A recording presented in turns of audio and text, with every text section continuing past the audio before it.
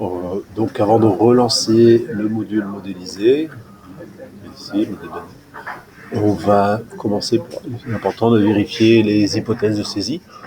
Alors, on peut le faire en mode calcul, par exemple. Là, je suis en mode modélisé, donc pardon, on peut le faire en mode modélisé.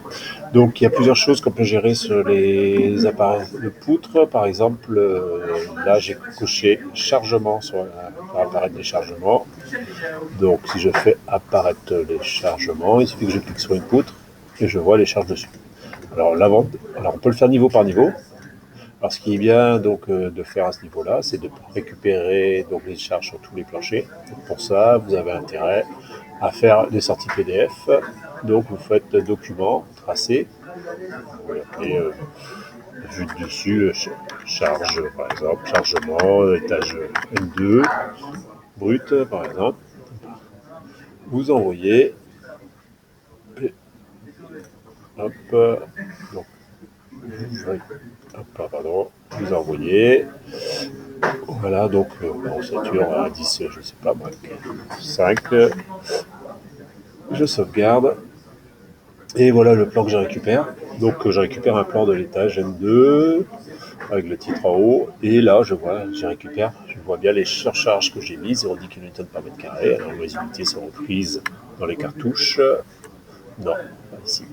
Mais bon, c'est les kilonewtons par mètre carré. On voit qu'ici, il n'y a pas de zone. Donc, on a les zones de chargement. Là, on voit que les balcons, par exemple, sont mal chargés parce qu'ils devraient être chargés à 3,5 kN par mètre carré et généralement sans surcharge. Mais enfin, à voir. Donc, ça permet de vérifier les hypothèses de départ. Donc, c'est intéressant de le faire par rapport aux hypothèses que vous avez prises sur les charges appliquées sur les tables.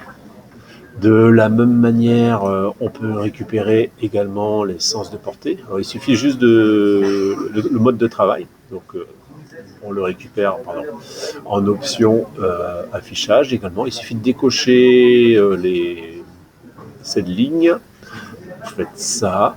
Normalement, là, pour apparaître, là, on voit que tous les planchers ont été paramétrés par défaut sur 4 appuis. Donc, on fait un tracé. Voilà, vue de dessus, sens portée, etc.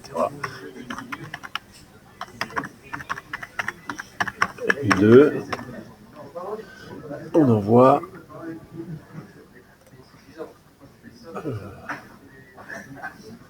Donc ça c'est l'ancienne fenêtre, voilà, et là j'appelle au ossature indice 6 et je fais une sauvegarde. Et là je revois zone par zone que tous mes planchers a priori vont être calculés sur 4 appuis par défaut au départ. Donc s'il y a des prédales, il faut que je modifie mes informations. Petite remarque aussi, la trémie d'escalier ici est complètement bouchée, donc on pourrait quand même enlever ce plancher. La dernière chose qu'on peut voir, alors ça j'ai pas réussi à la faire imprimer, mais ça c'est peut-être intéressant aussi à vous pouvez faire des impressions écran de ce genre de choses, pour les coller dans le carnet de structure Revit. Ça permet de voir le découpage des planchers et ça correspond normalement à la vue, à cette vue là, voilà, à la vue qui est ici. Donc vous avez la vue, on voit les sens de portée, hop,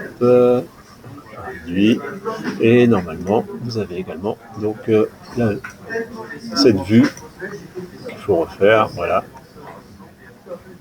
Normalement il y a correspondance entre les sens de travail des planchers et le découpage des zones tel qu'il va le faire.